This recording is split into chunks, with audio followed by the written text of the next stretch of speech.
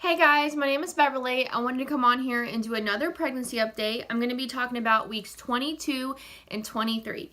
So week 22, there wasn't a whole lot that went on. Not every week something's going to happen like for 40 weeks, obviously. But anyway, so week 20, I'm looking at my little notepad, by the way. At week 22, I started to kind of really think I needed to start getting maternity clothes. I bought a couple things, but really hardly anything at this point. So week 22, I kind of started looking around, mostly like in person in the stores. That way I could try things on.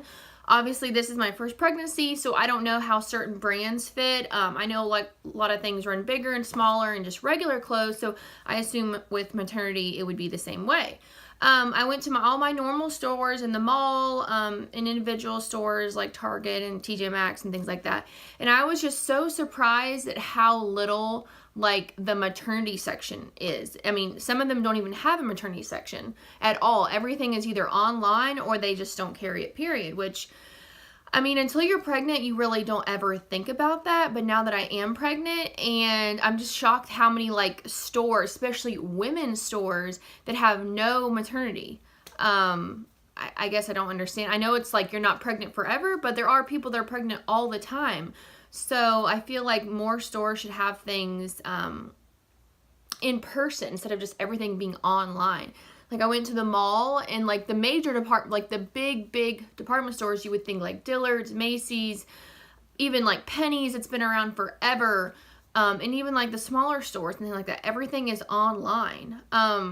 Which I understand they still carry it, but nothing was in person. So I feel like overall, so far, I've just been kind of disappointed in like the maternity clothes, or the lack of maternity clothes, I guess is a better word for it. But anyway, so I'm lucky. And there's also another maternity store called Pea in the Pod. I don't have one that's very like super close to me, but I live in a small town, so I live in between two bigger towns, and they both take, like, depending on traffic, I'd say like an hour at the most, or more, maybe, I guess, depending on if traffic was really bad on like the main road. But anyway, so there's a Pea and Pod in both those bigger towns, and so I wanted to check that out. And I've heard like some other maternity stores that I guess I don't know about. So I actually went with a friend of mine. She's not pregnant or anything like that, but she just wanted to go, and I asked her.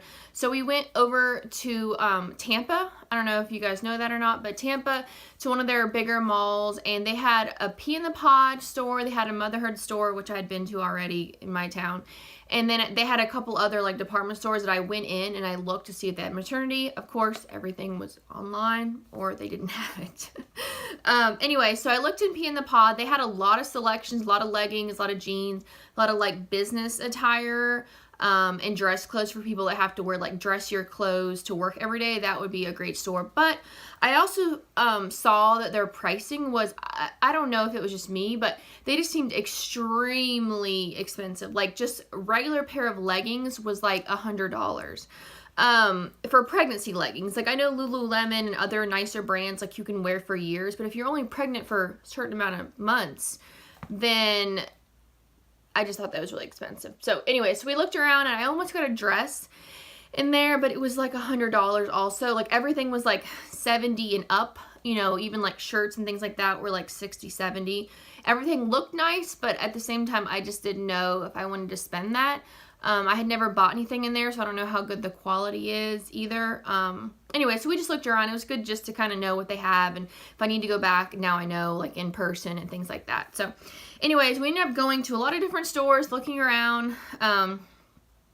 The one store that I really wanted to go in, they had a Spanx store, like just a store that sold Spanx. And they even had men's stuff, which I had no idea they even made, but they do. So anyway, so I tried on some Spanx, like maternity leggings. And I guess they were not like your workout leggings. They were like the nicer ones that you would wear like out to dinner, or just like with like nicer clothes basically. And so I tried on a few different pair. They had like a one that looked like jeans basically. They had like an all black pair, and they just had a bunch of different designs. But I actually ended up getting one. I got like the all black pair that looked nicer for like dress clothes, or you can just wear it like comfy clothes around the house also, but you can kind of dress it up or dress it down. And of course Spanx is a little expensive, but I knew that going in there, so I wasn't surprised. These leggings cost $78, plus tax and things like that. So I've worn them a few times and I love, love, love them. I don't know, it's hard to tell because they're all black, but they're really, really high. See, like this is like the crotch leg area, and this is like the whole top area. So this goes like all the way up past your stomach, but it's obviously Spanx, so it's super stretchy. I mean, it's tight fitted like any leggings or Spanx would be, but it's not like so tight to the point where like it hurts or anything like that. I actually got a large. I tried on a medium, but I felt like, you know, I'm going to keep growing and things like that. And even the woman that worked there said that like you don't want it to be like tight. So that's why I went with the large. And it fits me well. I mean, I've washed it, dried it, whatever. It hasn't shrank or anything like that. It hasn't torn. But yeah, they're just simple leggings that go all the way down to the ankle. No designs or anything. But you can see like how stretchy they are. Like they hold you in and you feel like supported basically. But they're not like sucking you in like anything like that. So anyways, I got these. I've worn them a couple times like with dressier clothes, or I've worn them just like a plain shirt like this while I'm going out doing errands. Like they're comfortable, but yet they still kind of look put together, which is why I really like them. And the lady at the store said she had got some for her daughter, I think it was, I don't remember. But she said she even just like, because they go really high, they go right here like underneath your bra, so you can even like roll it down like afterwards. So if you wanted to wear them for like a month or two after the baby, that way you still feel like support there, but you don't have to have them so high, so you could kind of roll them down to be like high-waisted basically, like around your belly button area. So anyways, that's the one thing I got. We went all the way to the mall and we looked everywhere, but like I said, I just feel like I'm kind of disappointed in just the lack of maternity clothes that a lot of stores just have online, or like I said, they just don't have, period. So if you're listening and you know a better store or online company or anything, like I am yet to find something that I'm like totally impressed with. So anyway, so that was pretty much it. Not a whole lot changed in week 22. In week 23, I really started to like plan, prepare, like get everything together for the gender reveal party, because we had that when I was 24 weeks. So that's when we told like everyone the gender, of course. So anyways, at 23 weeks, it seemed like it was a really busy week. Honestly, it was, because I had so much to do. Like I had to I can't breathe. I had to plan out everything for the gender reveal. I had to make sure like how many roughly I knew were coming. And I think we had just around 60, which I thought was a good amount. Some people thought that was a lot. But, you know, I have to think about like my family and friends, and then my husband's family and friends, and then just, I mean, it adds up basically, I guess. You know, it's like, I think it was around like 55 or 60 that ended up actually showing. Anyway, so I had to plan like the food. I got a lot of platters and things like that. I had someone make like a punch style drink, and actually I had to get drinks myself, like water and tea, and I had to get the cake decorated. I got cupcakes that were like pink and blue, I thought were cute, and all the flowers I had to get. I had to make sure I had to reserve flowers that I had to go pick up like the day before.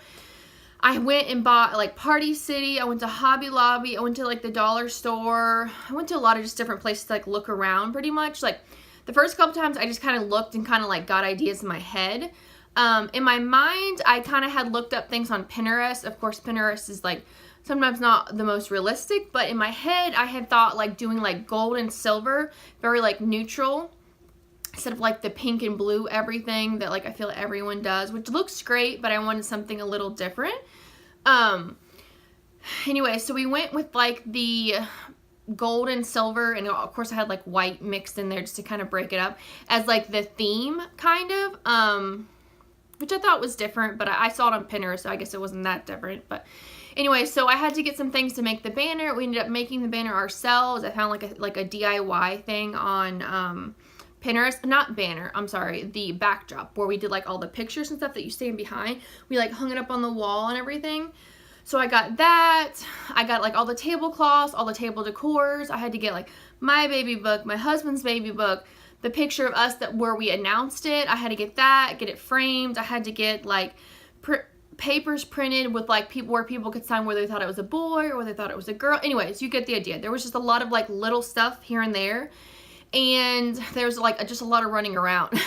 So like the day before, I picked up all the food, the drinks, the cake, like everything. My husband helped me make the backdrop. Like I said, it was a DIY.